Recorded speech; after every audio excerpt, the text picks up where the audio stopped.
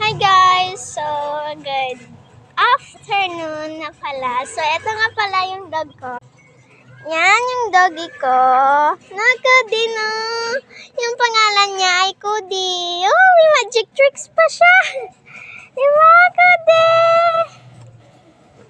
Ga-smile, ga-smile, smile, smile.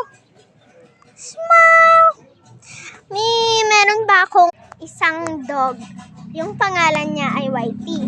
Pero nasa bahay siya namin. Hindi siya nandito. Kasi andito kami sa Top Oak beside Beming Store. So, ayan guys. Nagbibenta kami ng kawayan. Eto. Yan. Bili na kayo dyan guys. Yun guys. Balik tayo sa kwento ni Whitey. Si Whitey mabait din. Si Cody mabait din. Di ba Cody?